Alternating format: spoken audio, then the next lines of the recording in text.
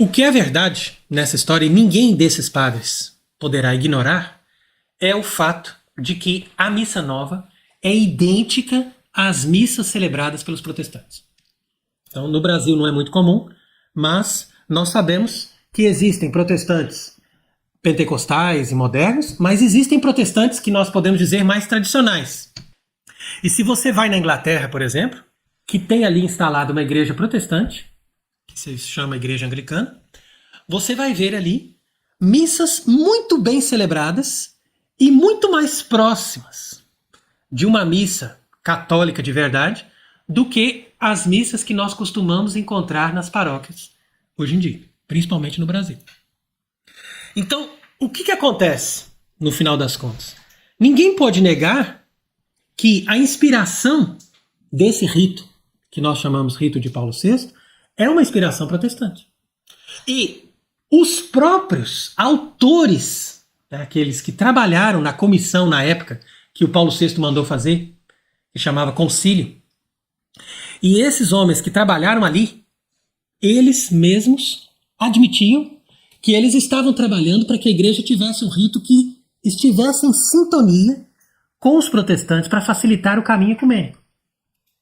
E, inclusive, toda essa comissão da reforma litúrgica foi dirigida por um bispo que era claramente maçom e que dizia claramente que o objetivo da reforma litúrgica era fazer com que a missa católica se tornasse algo aceitável pelos protestantes. E, inclusive, o missal de Paulo VI, na época, foi revisado por esses pastores protestantes que trabalharam nessa comissão, e eles disseram que ali não havia nada que agredia a maneira deles pensarem e deles celebrar. Então, você veja que, nesse sentido, nós estamos dando uma informação objetiva e que nenhum desses padres que defendem a missa nova poderia negar, porque isso é uma coisa evidente. Então, quando nós falamos da missa nova, nós devemos primeiro entender o que é o movimento do protestantismo. E para isso, você tem muitos livros que ajudam a entender o que aconteceu realmente no século XVI, quais eram os objetivos da reforma protestante, o que os protestantes fizeram, quantos padres eles mataram, quantas igrejas eles incendiaram, quantos tabernáculos eles profanaram. Quer dizer, todo esse movimento, ele tem uma repercussão. E isso não acabou, isso continua. Então o protestantismo existe, o protestantismo é um movimento fortíssimo, e é esse protestantismo que está tomando conta do mundo. Então hoje nós podemos afirmar com certeza que a igreja que se apresenta como igreja católica depois do Vaticano II, ela é mais uma igreja protestante. Exatamente igual a muitas outras delas, e talvez mais protestante do que algumas delas. No sentido de que ela se afasta mais do catolicismo do que alguns veios protestantes, como, por exemplo, o próprio anglicanismo. Então, de fato, alguém vai argumentar dizendo, olha, o anglicanismo é mais avançado que a Igreja do Vaticano II porque aceita mulheres como sacerdotes, aceita até bispas e tem uma visão assim mais aberta, etc. É verdade, em certo sentido. Mas, do ponto de vista litúrgico, eu garanto que a Igreja anglicana é mais preservada do que a Igreja do Vaticano II. E isso é uma coisa fácil de constatar, basta você visitar as igrejas anglicanas que tem hoje atuando na Inglaterra e você vai ver a diferença. Então, se a Igreja do Vaticano II conseguisse, pelo menos, como preconiza o padre José Eduardo, celebrar corretamente a missa nova, como manda o rito, e fazer celebrações solenes com um canto digno, ela poderia estar mais ou menos em sintonia com a Igreja anglicana. Mas nem isso eles conseguem fazer. Então quer dizer que o problema é bem grave. E isso tudo foi denunciado nesse livro, que é muito importante, a respeito da reforma anglicana. Então quando você lê ali o que significa essa reforma anglicana, você vai perceber exatamente o que está por trás da reforma litúrgica do Vaticano II. E outro livro que me ajudou muito a compreender o problema foi esse livro desse padre Klaus Gamber, que é um padre alemão que estudou profundamente o tema da reforma litúrgica e ele entendeu bem o que está por trás disso. Então ele escreveu esse livro que se chama A Reforma Litúrgica em Questão, e ele escreveu um outro livro também muito bom que se chama Virados, né, ou Voltados para o Senhor. Então, esses dois livros fazem uma análise histórica muito bem embasada, que prova que, como ele mesmo diz, que a reforma litúrgica não é, de forma alguma, uma representação de uma liturgia católica. E ele diz também que ninguém pode negar que a nova liturgia é uma ruptura com tudo que a igreja fez e celebrou durante todos os séculos. Então a gente não precisa ter uma missa de sempre para fazer oposição à missa de Paulo VI. Como o padre José Eduardo argumenta, dizendo: essa missa não é missa de sempre, teve outros ritos, etc. Tudo bem, concordo. A igreja, de fato, teve outros ritos. E existem ritos que permanecem até hoje, como, por exemplo, o rito bizantino. Mas todos esses ritos estão baseados na tradição apostólica.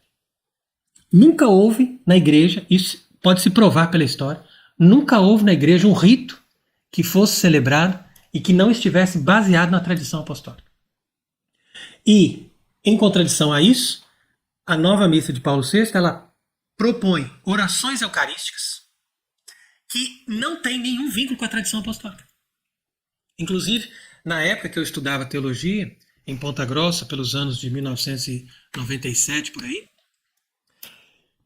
ali tinha um professor de liturgia que queria me convencer a celebrar a missa nova. Então ele trouxe para mim um livro que tinha todas as anáforas, ou seja, todas as orações eucarísticas que a igreja celebrou durante todos os séculos, de todos os ritos que já foram abolidos, rito celta, rito galicano, rito de outros tempos. Então, tudo aquilo está naquele livro, sejam os ritos ocidentais ou os ritos orientais. E eles são belíssimos. Você lê cada uma daquelas orações eucarísticas, elas contêm uma riqueza espiritual, uma riqueza teológica impressionante. E, como se prova nesse livro, por exemplo, e em outros trabalhos também que foram feitos, essas orações eucarísticas novas, elas não têm todos esses elementos necessários para você dizer que aquilo ali é uma celebração que a Igreja Católica está fazendo.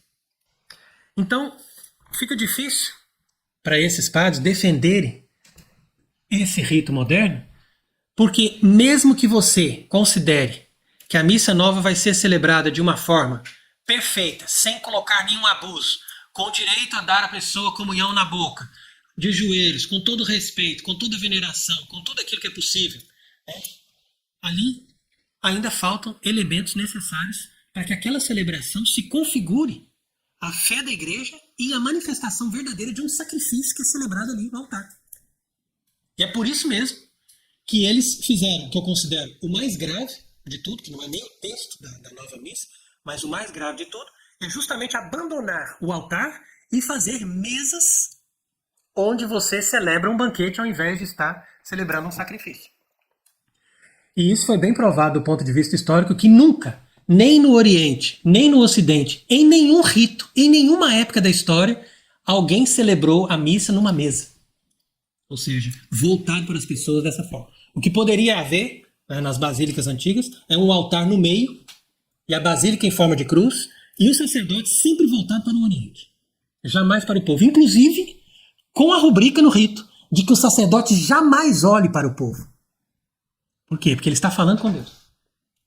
A não ser, claro, quando ele está fazendo a homilia. Mas na hora que ele está no altar, ele olha sempre para Deus, em direção a Deus.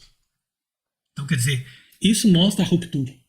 É uma ruptura total. Por quê? Porque o rito dos protestantes, pelo menos esses protestantes que celebram missas ou celebram Eucaristia, como eles dizem, ou a ceia do Senhor, eles sabem exatamente que eles não estão celebrando um sacrifício, justamente porque eles estão numa mesa. E a doutrina protestante consiste em negar que a missa seja o sacrifício de Cristo no altar. Isso é a doutrina protestante.